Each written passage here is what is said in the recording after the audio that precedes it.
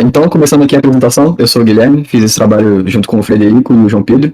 E, bom, é basicamente um sistema que dá apoio à prática do esporte do skate, né? Então, acho que a principal característica do nosso sistema é a gamificação. Então, o skatista ele vai registrar atividades, então, tem esse processo de gamificação, assim, tem conquistas e umas features visuais, assim, para meio que o skatista ele ter esse apoio, certo? Pode passar. Então, os casos de uso principais são realizar cadastro, definir o nível técnico por categoria, registrar atividade, solicitar gráfico de evolução, reivindicar a premiação e editar dados da sessão. Isso vai ficar mais claro posteriormente na apresentação quando a gente testar essas features. Tá. O usuário ele é relacionado a várias sessões, mas uma sessão é relacionada a apenas a um usuário. Uma sessão ela tem várias atividades, né? Então a sessão se relaciona com várias atividades. A atividade ela se relaciona apenas a uma trick, certo?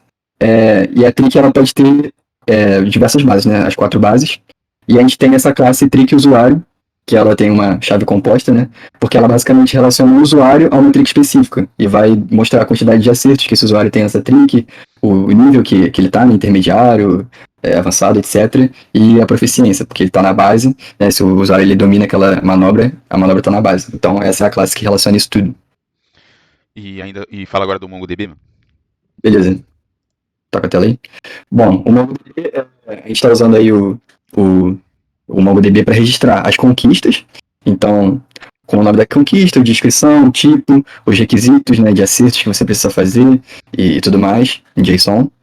As conquistas, as trick tutoriais, perdão, que são os vídeos, né, das manobras que a gente disponibilizou os tutoriais na página de tutoriais, com o título, descrição, etc. E as conquistas desbloqueadas, que o nome já é autoexplicativo, né? Ela contém as conquistas que os usuários conseguem desbloquear. E tem o ID, o ID da conquista, né, do usuário, e etc. Então, como você pode ver, a gente tem a persistência física mesmo dos dados que a gente vai inserindo no login, por exemplo, com o usuário, as atividades que são registradas, tem todos os dados aí, né? Aí a descrição do obstáculo e tudo mais, setground, chão, a base, então a gente tem as 4 bases principais, fake, nollie, regular e switch, né? A posição dos pés no skate.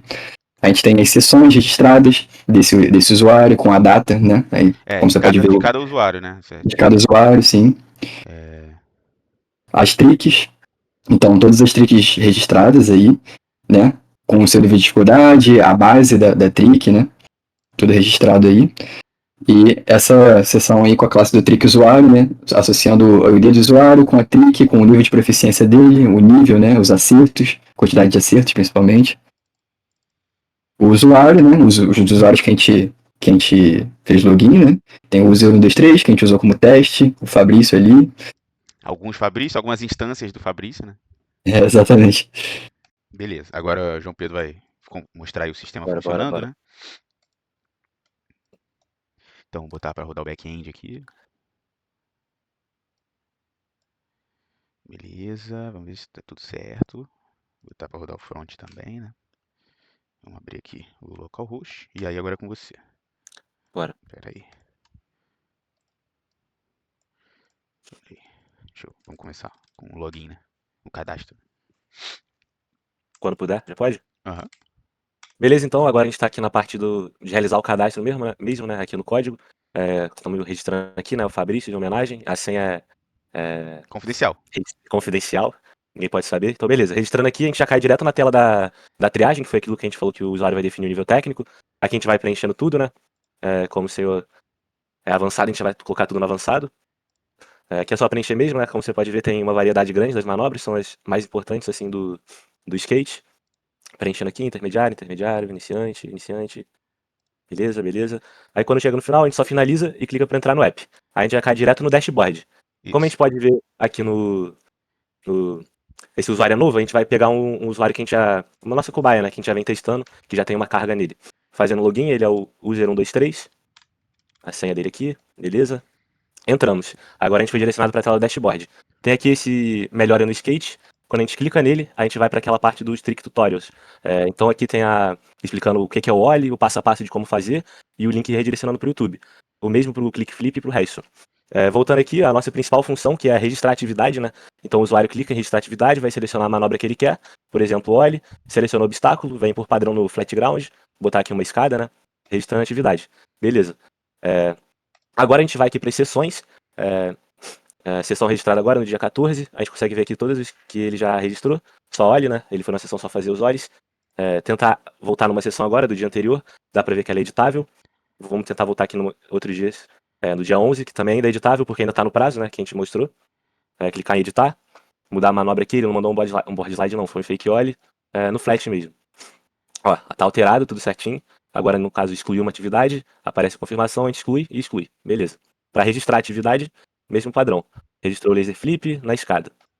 Vai aparecer aqui também. Voltando aqui, a gente vai tentar agora editar uma sessão mais antiga, né, com mais de 3 dias. Para trás, você vê que não é possível, só dá para ver mesmo as informações do que foi registrado. Voltando para o dashboard, agora a gente vai para a parte dos gráficos de evolução. Aqui o usuário ele vai selecionar a modalidade do gráfico, né? Por exemplo, por uma manobra específica. Ele vai selecionar a trick, vou botar aqui um ollie e vou clicar para gerar o gráfico. Aí aqui mostra o gráfico, né, só em acertos acumulados por sessão, aí dá para o usuário ter essa noção de evolução. A gente tem também já que gerar todas as manobras, nível de dificuldade, a base, gerando aqui de todas as manobras, dá para ver esse overview do usuário. Beleza. Agora na parte das conquistas, aqui estão as conquistas que esse usuário já conseguiu, que já resgatou. Tem essa de 100 ollies, 50 hill flips, tem várias. Tem essa aqui de 10 pop shove, a gente vai tentar reivindicar aqui, e viu que não foi possível. Que ainda não tem os requisitos, né? Agora a gente vai voltar aqui no perfil.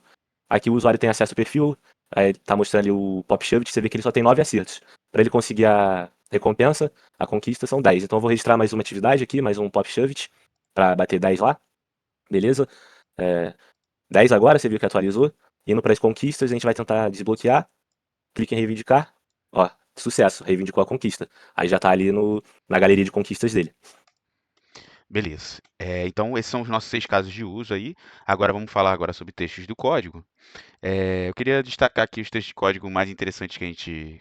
Alguns trechos de código, assim, né? São vários trechos interessantes. A gente destaca aqui esse trecho aqui, verificar e atualizar nível. Ele garante que uma regra de negócio do nosso aplicativo, que quando o usuário, mesmo que ele tenha marcado como iniciante, se ele tiver registrado mais de 10 manobras, ele necessariamente vira intermediário. Assim que, por mais que na triagem ele tenha marcado como iniciante uma manobra, uma vez que ele tiver 10 acertos registrados, ele passa a ser intermediário. E quando ele tiver 50 registros daquela manobra, ele passa a ser necessariamente avançado naquela manobra.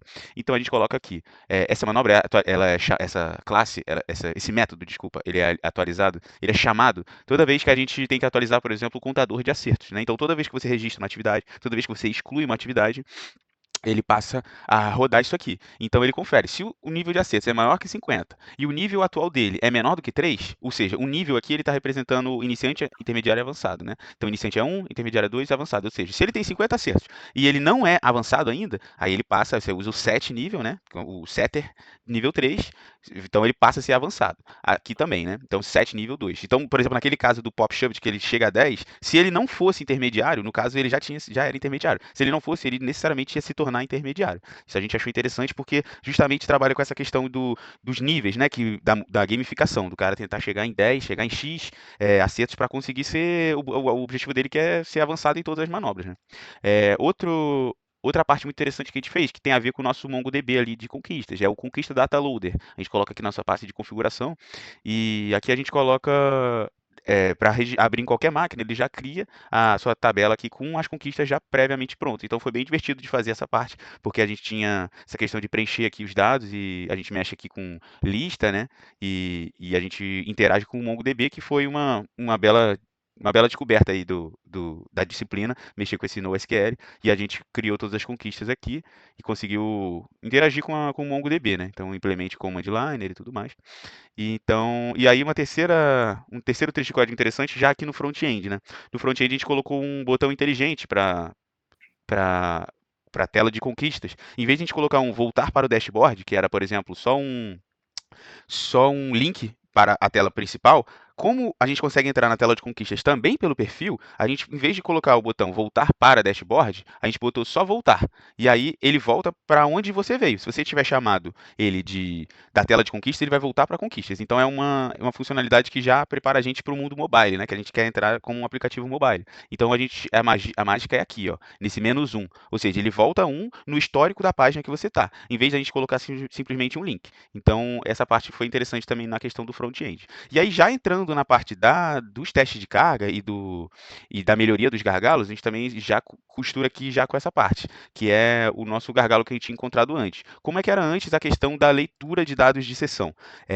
Antes era formado pelo básico que tem já no repository, find by usuário and data. O que isso acontecia? Quando o usuário ia ler uma sessão que tinha, por exemplo, 100 atividades, ele passou a representava 101 101 queries do SQL, porque ele buscava a sessão e buscava cada uma das atividades referentes à sessão. Então, o programa acabava tendo que fazer um query da sessão e X queries para X atividades que tem na sessão. Quando a gente fez isso para os testes de carga, os números ficaram bizonhos, porque a gente tinha sessões com milhares de atividades, e então cada uma das sessões representavam milhares de queries. O que a gente conseguiu fazer foi implementar uma questão aqui no SQL, de usar o left join, fetch, né?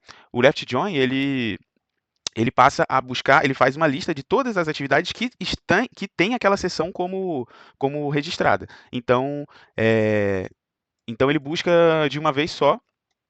O que antes eram 101, 1001, 10.001 queries, passou a ser só uma query. Então, isso daqui acabou resolvendo bastante. Aqui a gente consegue ver agora. Espera aí, deixa eu achar aqui.